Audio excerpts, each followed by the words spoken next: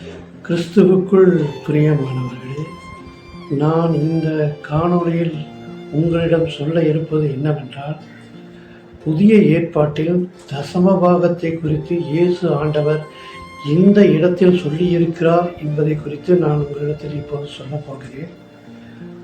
மத்தேயு 23 அதிகாரம் 23வது வசனம். மாயக்காரராகிய வேதபாரகரே, பரிசேயரே, உங்களுக்கு ஐயோ! நீங்கள் ஓர்த்தலாமிலும் வெந்தயத்திலும் சீரகத்திலும் தசமபாகம் செலுத்தி நியாயப்பிரமாணத்தில் கற்பித்திருக்கிற விசேஷித்தவைகளாகிய நீதியையும் இரக்கத்தையும் விட்டுவிட்டீர்கள். இவைகளையும் செய்ய வேண்டும், அவைகளையும் விடாதிருக்க வேண்டும் என்று இந்த வசனம் சொல்லுகிறது. நீதியையும் இரக்கத்தையும் விட்டுவிட்டீர்கள் என்ற வசனத்துக்கு பிறகு இவைகளையும் செய்ய வேண்டும் என்கிற வசனமானது தசமபாகத்தை நீங்கள் செலுத்த வேண்டும் என்பதை குறிக்கிறது. அவைகளையும் விடாதிருக்க வேண்டும் என்பது நியாயப்பிரமாணத்தில் கற்பித்திருக்கிற விசேஷித்தவளாகிய நீதியையும் இரக்கத்தையும் விடாதிருக்க வேண்டும் என்பதை குறிக்கிறது. லூக்கா 16 அதிகாரம் 11 வசனத்திலே, அநீதியான உலகப் பொருளை பற்றி நீங்கள் உண்மையாக இராவிட்டால் யார் உங்களை நம்பி உங்களிடத்தில் மெய்யான பொருளை ஒப்புவிப்பார்கள் என்று வசனம் சொல்லுகிறது. இந்த வசனத்தில் அநீதியான உலகப் பொருள் என்பது பணத்தை குறிக்கிறது.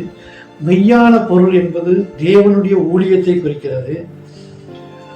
லூக்கா 16 அதிகாரம் 8 வசனத்திலே அந்த வசனத்தின் பாதி இவ்விதமாய் ஒளியின் பிள்ளைகளை பார்க்கலும் இந்த பிரபஞ்சத்தின் பிள்ளைகள் தங்கள் சந்ததியில் அதிக புத்திமான்களாய் இருக்கிறார்கள் என்று வசனம் சொல்லுகிறது.